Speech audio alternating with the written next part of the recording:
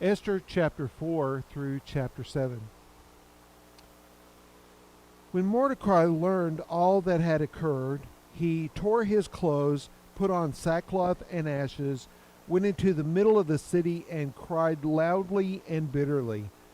He only went as far as the king's gate, since the law prohibited anyone wearing sackcloth from entering the king's gate. There was great mourning among the Jewish people in every province where the king's command and edict came. They fasted, wept, and lamented, and many lay on sackcloth and ashes. Esther's female servants and her eunuchs came and reported the news to her, and the queen was overcome with fear.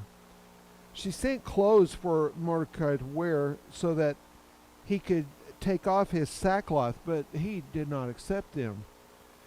Esther summoned Hatak, one of the king's eunuchs assigned to her, and dispatched him to Mordecai to learn what he was doing and why.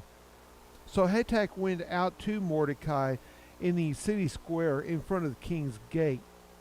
Mordecai told him everything that had happened, as well as the exact amount of money Haman had promised to pay the royal treasury for the slaughter of the Jews.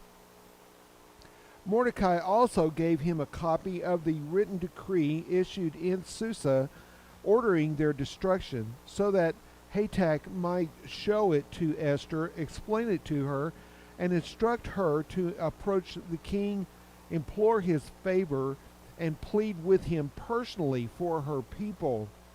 Hatak came and repeated Mordecai's response to Esther.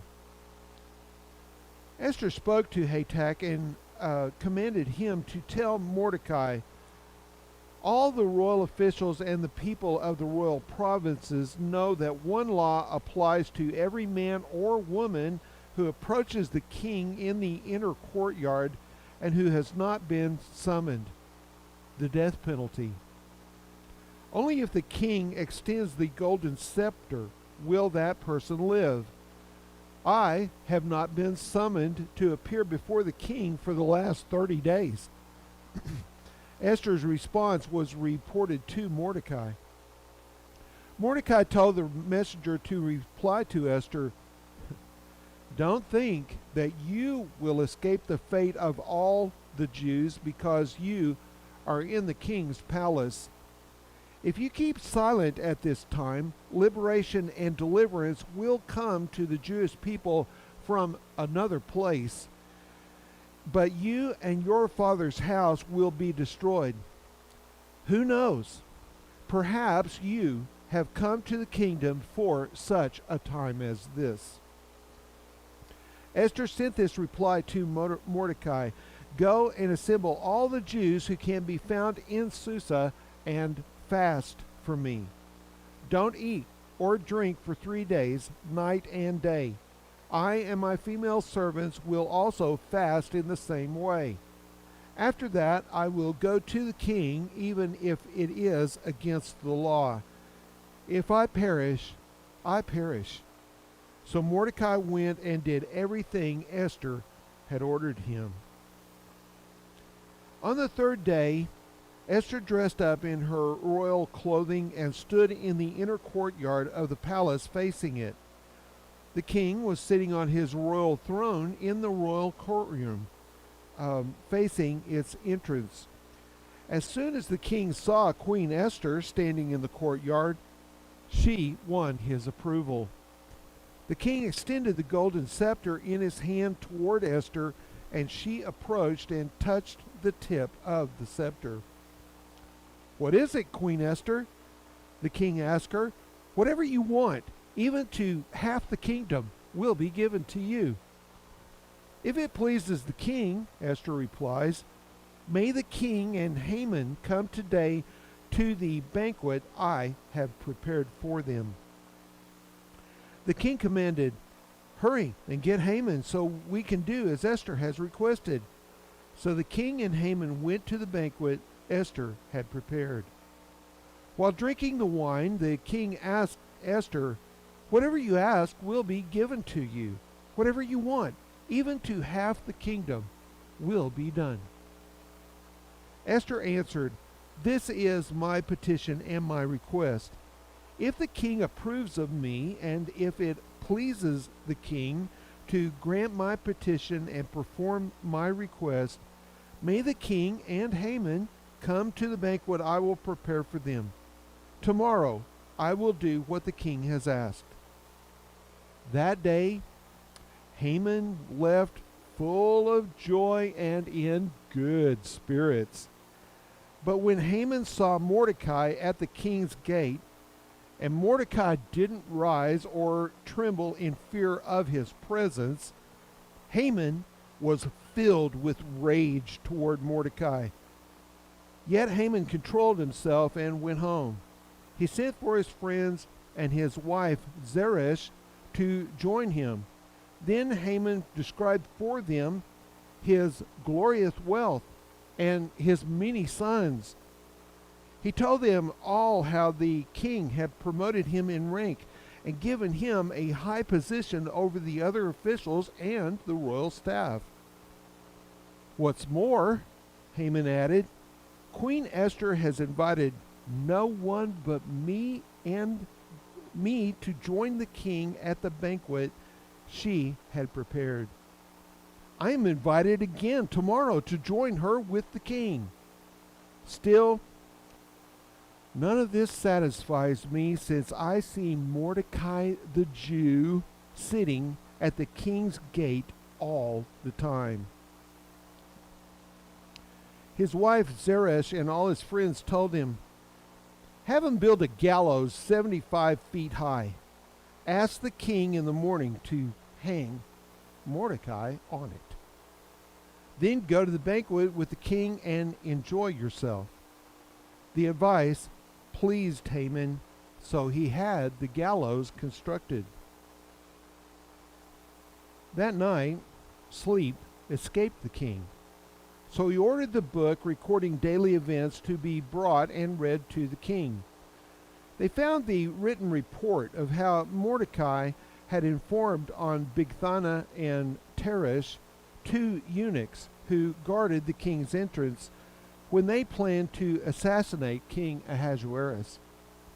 The king inquired, "What honor and special recognition have been given to Mordecai for this act?" The king's personal attendants replied, "Nothing has been done for him." The king asked, "Who's in the court?"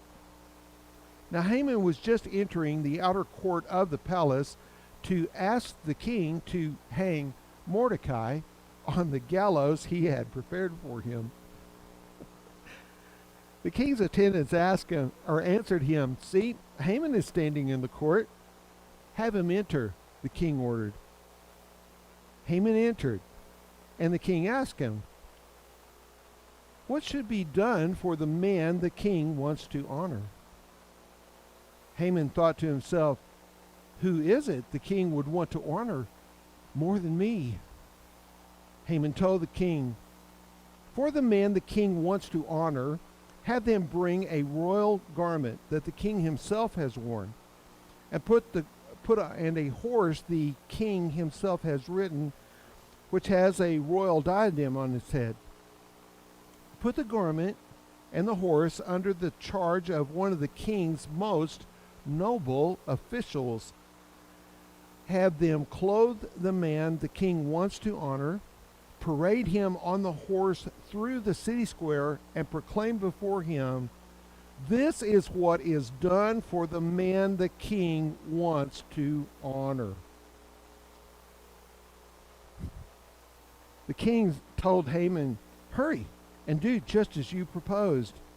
Take a garment and a horse for Mordecai the Jew, who is sitting at the king's gate. Do not leave out anything you have suggested." So Haman took the garment and the horse. He clothed Mordecai and paraded him through the city square, crying out before him, "This is what is done for the man the king wants to honor."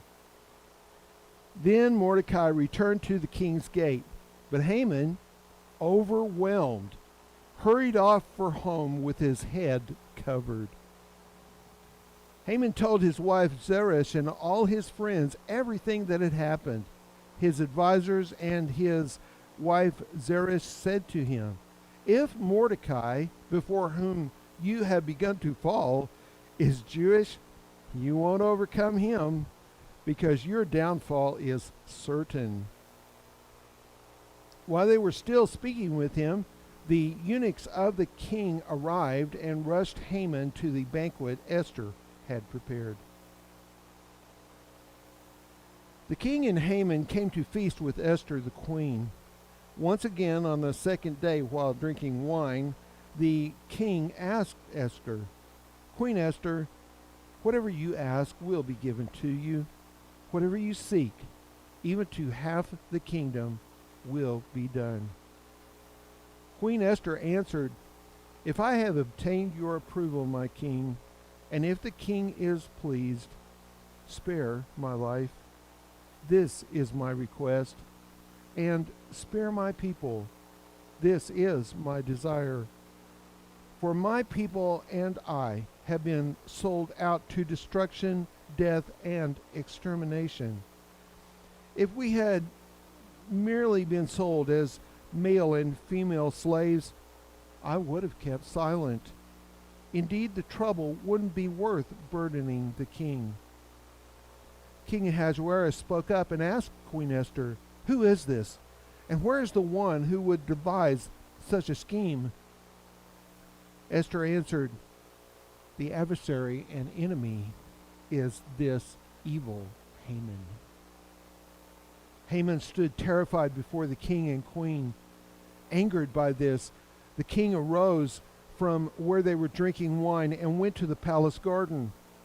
Haman remained to beg Queen Esther for his life, because he realized the king was planning something terrible for him. Just as the king returned from the palace garden to the house of wine drinking, Haman was falling on the couch where Esther was reclining. The king exclaimed, "Would he actually violate the queen while I am in the palace?" As soon as the statement left the king's mouth, Haman's face was covered. Harbona, one of the royal eunuchs, said, "There is a gallows 75 feet tall at Haman's house that he made for Mordecai, who gave the report that saved the king." The king commanded, "Hang him on it."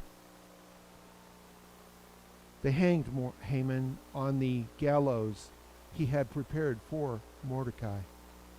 Then the king's anger subsided.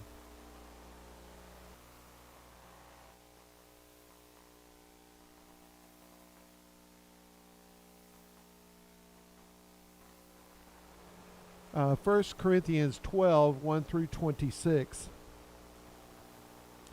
About matters of the Spirit, brothers, I do not want you to be unaware. You know how, when you were pagans, you were led to dumb idols, being led astray. Therefore, I am informing you that no one speaking by the Spirit of God says Jesus is cursed, and no one can say Jesus is Lord except by the Holy Spirit. Now, there are different gifts, but the same Spirit. There are different ministries, but the same Lord. And there are different activities, but the same God is active in everyone and everything. A manifestation of the Spirit is given to each person to produce what is beneficial. To one is given a message of wisdom through the Spirit, to another a message of knowledge by the same Spirit, to another faith by the same Spirit, to another gifts of healing by the one Spirit, to another the performing of miracles, to another prophecy, to another distinguishing between spirits, to another different kinds of languages, to another interpretation of languages. But one and the same Spirit is active in all these, distributing to each one as he wills. For as the body is one and has many parts, and all the parts of that body, though many, are one body, so also is Christ. For we were all baptized by one Spirit into one body, whether Jews or Greeks, whether slaves or free, and we were all made to drink of one Spirit. So the body is not one part, but many. If the foot should say, because I'm not a hand, I don't belong to the body, in spite of this, it still belongs to the body. And if the ear should say, because I'm not an eye, I don't belong to the body, in spite of this, it still belongs to the body. If the whole body were an eye, where would the hearing be? If the whole were an ear, where would be the sense of smell? But now God has placed the parts, each one of them, in the body just as he wanted. And if they were all the same part, where would the body be? Now there are many parts, yet one body. So the eye cannot say to the hand, I don't need you, nor again the head to the feet, I don't need you. On the contrary, all the more, those parts of the body that seem to be weaker are necessary. And those parts of the body that we think to be less honorable, we clothe these with great honor, and our unpresentable parts have a better presentation. But our presentable parts have no need of clothing. Instead, God has put the body together, giving greater honor to the less honorable, so that there would be no division in the body, but that the members would have the same concern for each other. So, if one member suffers, all the members suffer with it. If one member is honored, all the members rejoice with it.